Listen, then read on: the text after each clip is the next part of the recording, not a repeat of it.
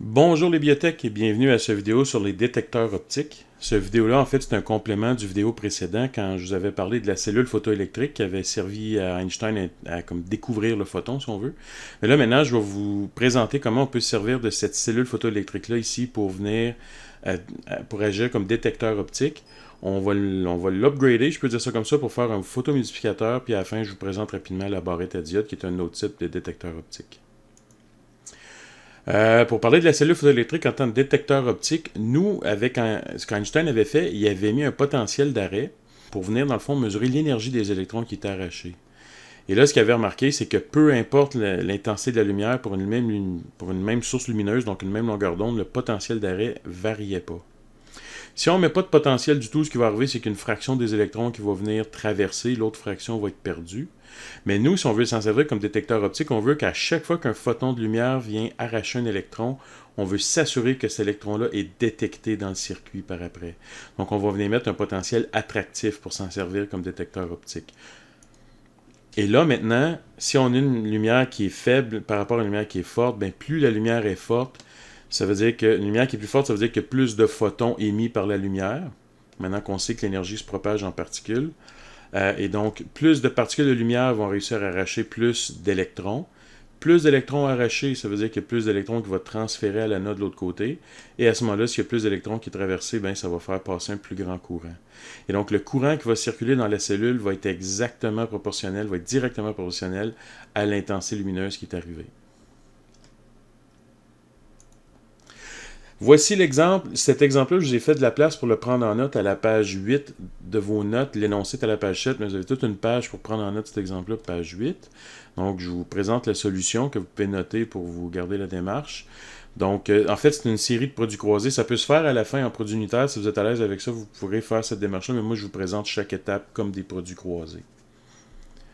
Donc, on éclaire une cellule de 2 cm² avec une source lumineuse blanche. Donc, on va prendre la longueur d'onde moyenne de 550 nanomètres et je vous dis qu'elle a une intensité de 800 watts par mètre carré. On induit un potentiel attractif de 10 kV entre l'anode et la cathode. Donc, ça veut dire qu'on va vraiment s'assurer que dès qu'un photon est arraché, dès qu'un électron est arraché par un photon, mais ça veut dire qu'on l'envoie directement de l'autre côté, puis il peut être détecté à ce moment-là. Mais par contre, malgré ça, c'est pas tous les photons qui vont arracher un électron. Ça dépend de la forme, ça dépend de la forme de la cellule, ça dépend de la nature du métal, de toutes sortes de facteurs, ce qui fait que c'est de l'ordre de 1% d'habitude les taux d'efficacité des cellules comme ça. Donc nous autres, on dit dans ce cas-ci qu'il y a 1% des photons qui parviennent à éjecter un électron. Puis ensuite, je termine en disant que la cathode a une dimension de 2 cm². Donc ici, ça se trouve avec les étapes à accomplir pour être capable de trouver finalement l'intensité du courant produit, le courant de détection. Première étape, déterminer l'énergie que reçoit la plaque à chaque seconde. L'intensité, ça correspond à des watts par mètre carré, donc vous avez 800 watts par mètre carré. Ici, voyez-vous, je ne l'ai pas fait en produit croisé, j'ai juste multiplié par la surface en mètres carrés. Les mètres carrés s'annulent et ça vient nous donner directement des watts. Faites attention quand vous avez des centimètres carrés que vous convertissez en mètres carrés. À cause du carré, normalement, pour passer de centimètre à mètre, il faut tasser la virgule de 2. Mais ici, vu que c'est au carré, il faut faire cette opération-là 2 fois. Donc, c'est pour ça que le 2 mètres carrés devient, 2 cm² devient, on tasse 2 fois, ça devient 0,0002 mètres carrés. Et ça nous donne 16 watts, 0,16 watts, pardon. Et des watts, c'est des joules par seconde. Fait que là, on sait maintenant que l'énergie lumineuse qui arrive sur la cellule, c'est 0,16 watts à chaque seconde. Prochaine étape, combien de photons frappent la plaque à chaque seconde? Il faut commencer par trouver l'énergie du photon. Et là, on n'a pas le choix de le trouver en joules. On ne peut pas utiliser le 1,242 là, que je vous avais présenté. Donc ici, ça nous donne, quand je fais le calcul, 3,61 fois 10 à moins 19 joules. Et là, on peut se faire un petit produit croisé, sachant que 3,61 fois 10 à moins 19 joules correspond à un photon, l'énergie d'un photon. Ben, 0,16 joules au total, ça correspond à combien de photons? Et tout ça, c'est évidemment à l'intérieur d'une seconde. On le garde en tête, mais on n'a pas besoin de le mettre dans les calculs. Et ça veut dire qu'il y a 4,43 fois 10 à la 17, un coup qu'on résout ce produit croisé-là, 4,43 fois 10 à la 17 photons qui frappent la plaque à chaque seconde. Maintenant qu'on a le nombre de photons, on va venir trouver le nombre d'électrons. Et ça, on va se servir du pourcentage d'efficacité pour ça, sachant que 100 photons, excusez, il manque la S ici, mais sachant que 100 photons éjectent un électron, parviennent à injecter en moyenne un électron. Ben maintenant, 4.43 fois 10 à 17 photons parviennent à injecter combien d'électrons? Et ça donne, vu que c'est 1%, mais ça fait juste tasser les virgules de 2 dans le fond, ça donne 4,43 fois 10 à la 15 électrons qui participent au courant de détection à chaque seconde. Prochaine étape, c'est de trouver l'intensité du courant produit. Maintenant, on a le nombre d'électrons qui circulent dans le circuit par seconde. Et maintenant, il faut trouver le courant. Puis le courant, c'est des coulombs par seconde. Fait qu'on se sert de la charge d'un électron. Sachant qu'un électron correspond à 1,6 fois 10 à la moins 19 coulombs. C'est le même, voyez-vous, c'est le même facteur de conversion que pour l'unité électron-volt en passant. Je pense que je vous donne juste une des deux sur la feuille de formule. Là. Mais sachez que c'est vraiment le même facteur. Donc ici, un électron correspond à 1,6 fois 10 à moins 19 coulombs. Donc 4,43 fois 10 à la 15 électrons correspondent à quelle charge? On fait le produit croisé. Puis ça veut dire que 7,1 fois 10 à la moins 4 coulombs traverse la cellule à chaque seconde. Et ça, le nombre de coulombs qui traverse une cellule ou un fil ou un circuit par seconde correspond directement à un courant. Donc ici, ça veut dire que ça, c'est votre courant. Je l'ai converti ici en microampères.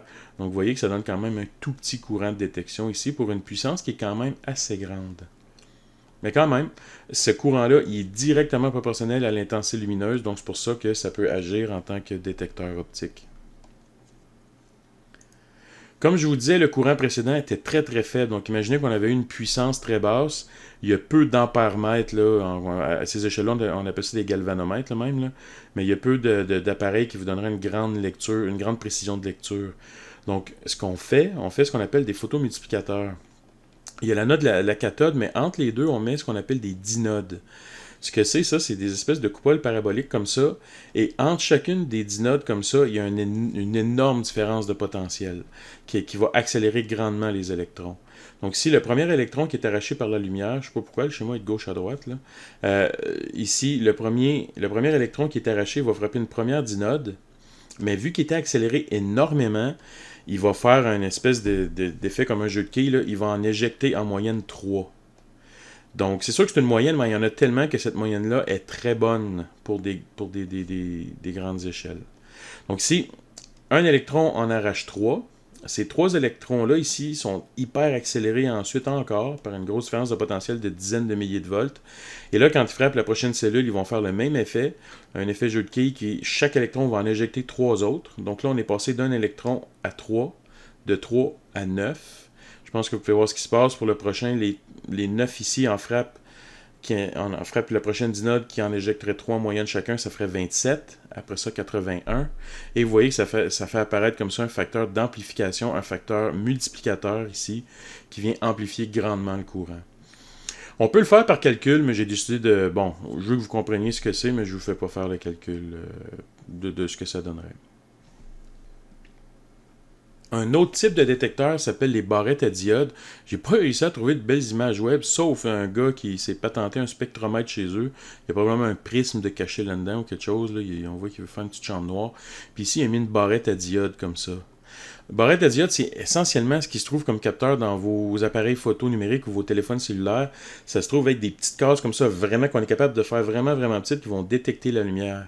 Quand vous y pensez, votre appareil photo, c'est ce qu'il fait pour que vous soyez capable de prendre une photo puis la numériser. Bien, ça y prend une espèce de matrice, une grille, où chaque pixel va être enregistré comme information. Vous allez enregistrer la couleur, mais aussi l'intensité de la lumière sur chacune de ces petites cellules-là, comme ça ici. Le gros avantage de ça, donc si vous voyez ce que ça fait, là, on envoie une lumière, on la décompose avec un prisme ou un réseau, puis à ce moment-là, on est capable de venir enregistrer ici l'intensité de chacune des couleurs décomposées. Le gros avantage de la barrette à diode, c'est que dans l'appareil, il n'y a aucune pièce mobile. En revanche, on utilisait une cellule photoélectrique ou photomultiplicatrice, il faudra avoir un moteur qui vient bouger ici. Et n'importe quand qu'il y a une pièce mobile dans un appareil, on a à ce moment-là des problèmes de calibration qui apparaissent, des problèmes d'alignement qui apparaissent. Tu sais, toutes les histoires de précision, exactitude, c'est là que ça commence à apparaître. Votre appareil est encore bien bon, mais à force de bouger le moteur, c'est peut-être décalé d'une coupe de micromètres, puis à ce moment-là, les longueurs d'onde sont plus très bonnes.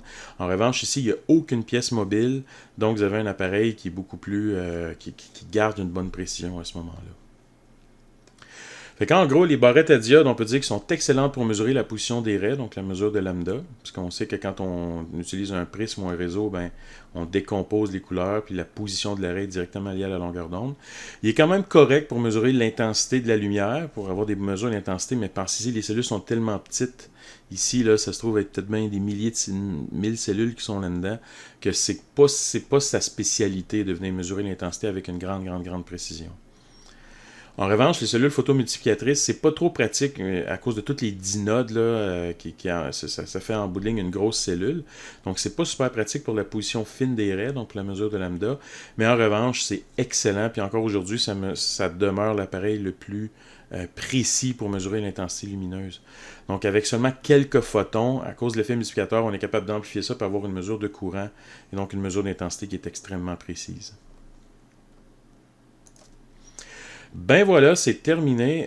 Ça termine cette section-là et en même temps, ça termine le cours. J'espère que vous avez apprécié. C'était pas évident le contexte de la COVID, mais ça m'a fait plaisir en tout cas de vous présenter ces vidéos-là. J'espère que vous sentez que ça vous a apporté quelque chose aussi. Et donc, je vous envoie bientôt toute l'information pour la fin de la session avec les petits travaux écrits à remettre. Et ben merci. Au revoir.